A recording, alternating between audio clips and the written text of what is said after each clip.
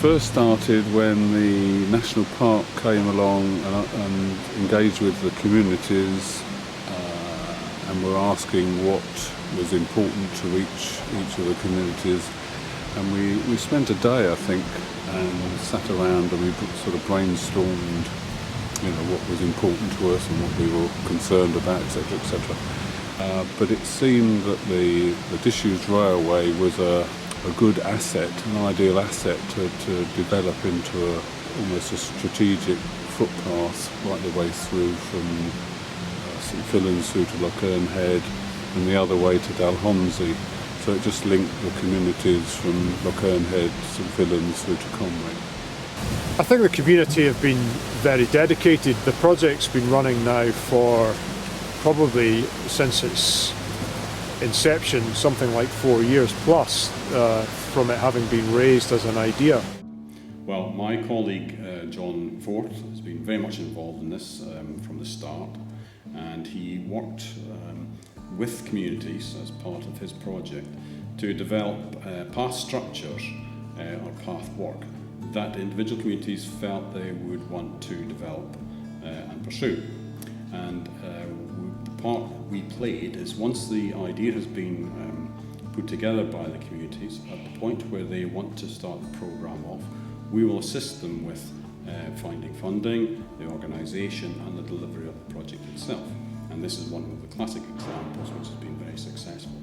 And we would have to say that it's very much a partnership with the community groups themselves, who have been done a lot of voluntary work and support in delivering it through all sorts of weather over the winter, so they've had a hard time of it. But the results are fantastic, and we're especially grateful as the communities for the funding that we've had for this particular project.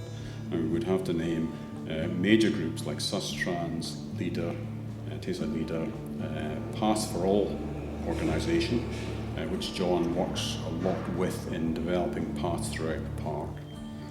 And of course the National Park ourselves, because we've invested both time and effort and resource into completing what will be a very successful project. It was a design and build tender, and the original specification was to be a timber bridge.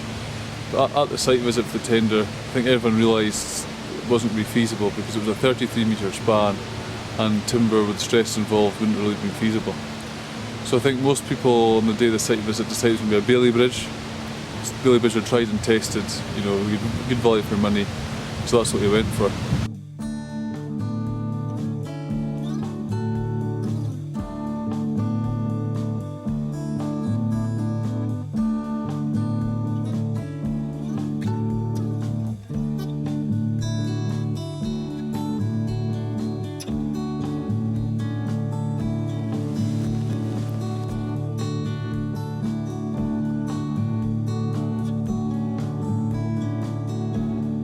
A bridge would normally involve a crane one way or another to build a thing and to over, especially when it's so high above the ground there. There was no chance of getting a crane big enough into this bridge to do it, so you were going to have to build it in situ. You can't get any support from down below because it's 40 metres down to the river. So the only way would be to build a bridge at one side and push it out over the gap.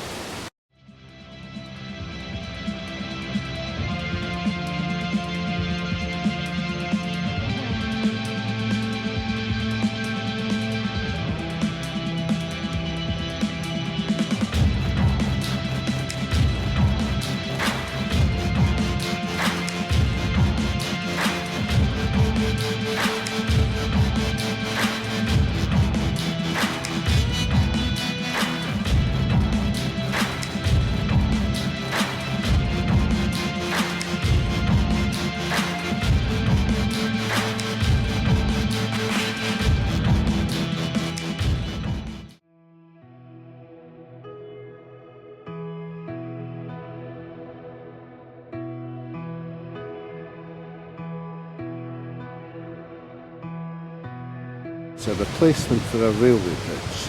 Now the railway bridge that would have been here 100 years ago wouldn't have looked very different. It would have been a steel truss.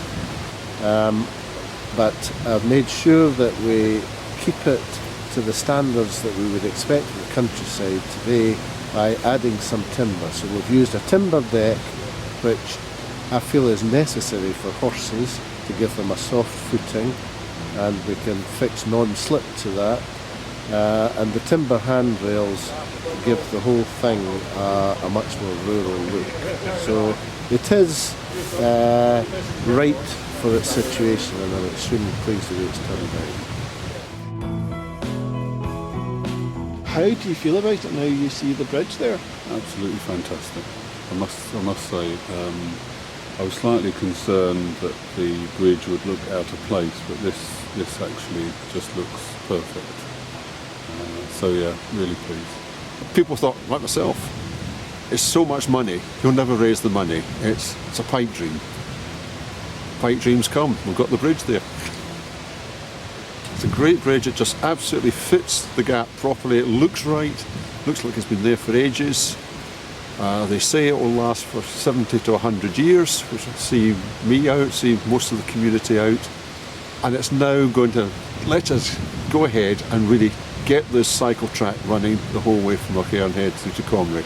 Going forward, this is just phase one of a project which is going to be 3, 4, 5 phases. We need a lot more funding, but having got this part done, people now see that it can happen.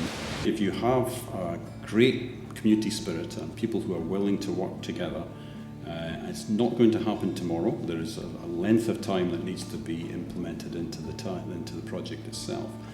But the opportunities are there, and even in days of poor money flow within communities and charities, there are options that are definitely there that can be taken advantage of, and the benefits are tremendous for locals and tourists alike.